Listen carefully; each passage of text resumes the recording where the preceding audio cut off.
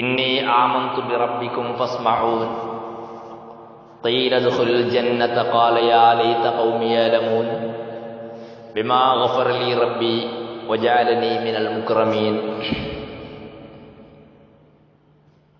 അപ്പോൾ ഹബീബ് നജ്ജാർ റളിയല്ലാഹു അൻഹു പറയുകയുണ്ടായി, ജനങ്ങളെ, ഇന്നി ആമന്തു ബിറബ്ബികും ഫസ്മഊൻ, ഞാനിപ്പോൾ ഇസ്ലാം സ്വീകരിച്ചിരിക്കുന്നു എന്നുള്ളതാണോ നിങ്ങൾക്ക് പ്രശ്നം? എങ്കിൽ നിങ്ങൾ അറിഞ്ഞോളൂ, ഞാൻ അള്ളാഹുവിനെ കൊണ്ട് വിശ്വസിച്ചിരിക്കുന്നു, നിങ്ങൾ കേട്ടോളൂ. ആ സമയത്ത് എന്താ ഉണ്ടായത്? ആ നാട്ടുകാരെല്ലാവരും ഇളകി.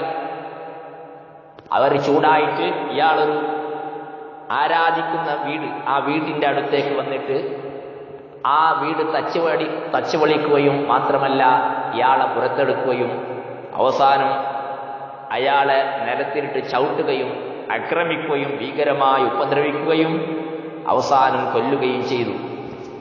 സഹോദരന്മാരെ, പക്ഷേ ആ സമയത്തൊന്നും ആ മഹാൻ ഒരക്ഷരം അവരോട് മറുത്തു പറഞ്ഞില്ല, അവരാക്ഷേപിച്ചില്ല, തിരിച്ചാക്ഷേപിച്ചില്ല. കാരണം അയാൾക്കറിയാമായിരുന്നു, ഞാൻ ഈ സമയത്ത് മരിച്ചാൽ, ഈ സത്യത്തിലേക്ക് വേണ്ടി മരിച്ചാൽ ഞാൻ ഡയറക്റ്റായി പോകുന്ന സ്വർഗത്തിലേക്കാണെന്ന് ആ മഹാൻ അറിയാമായിരുന്നു. മാത്രമല്ല, സത്യം പറഞ്ഞതിൻ്റെ പേരിൽ അക്രമങ്ങളും പീഡനങ്ങളും അനുഭവിച്ചവരാണ് കഴിഞ്ഞുപോയ മഹാന്മാരെല്ലാവരും.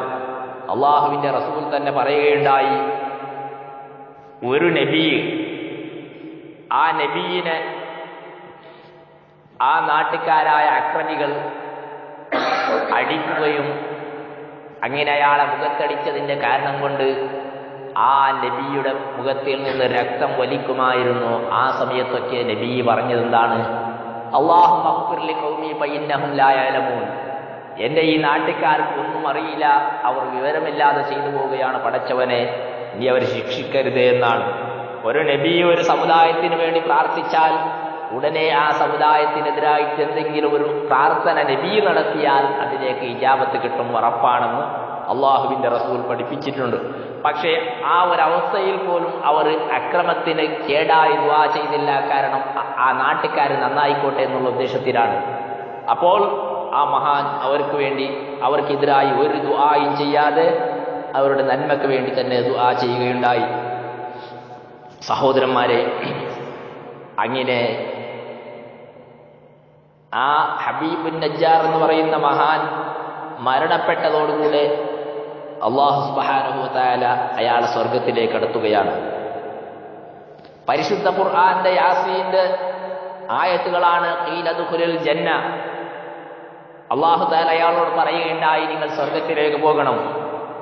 ഖാല, എന്നിട്ട് അയാൾ സ്വർഗത്തിൽ പ്രവേശിച്ചതിന് ശേഷം പറയുകയാണ്, യാ ലൈത ഖൗമി യഅലമൂൻ, ഈ നാട്ടുകാർ അവരറിഞ്ഞിരുന്നെങ്കിൽ എത്ര നന്നായിരുന്നു.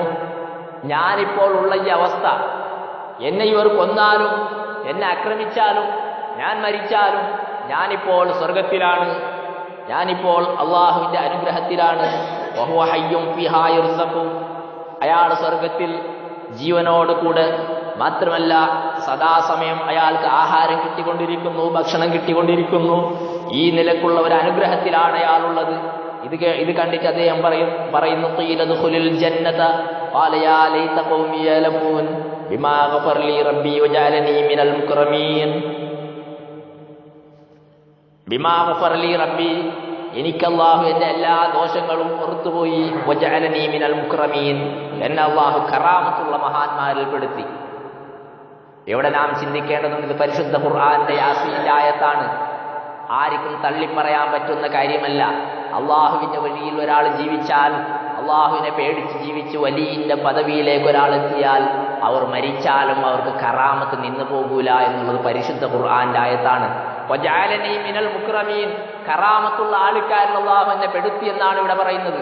നാം മരിച്ചുപോയ മഹാന്മാരായ ഔലിയാക്കന്മാരുടെ മുന്നിൽ കറാമത്തിന്റെ അടിസ്ഥാനത്തിൽ അവർക്ക് അള്ളാഹു കൊടുക്കുന്ന ബറകത്തും കറാമത്തും, അതുപോലെ അവർക്ക് അള്ളാഹു കൊടുക്കുന്ന പ്രത്യേകമായ ഡിഗ്നിറ്റികളും സ്ഥാനങ്ങളും മാനങ്ങളും ബഹുമാനങ്ങളും അത് വെച്ച് അവർ സഹായിക്കുമെന്ന വിശ്വാസത്തോടെ നാം ഒരു ഔലിയാഇന്റെ ഖബറിന്റെ അടുക്കൽ ചെല്ലുമ്പോൾ അതിനിവിടെ കളിയാക്കുന്ന ആൾക്കാരുണ്ട്.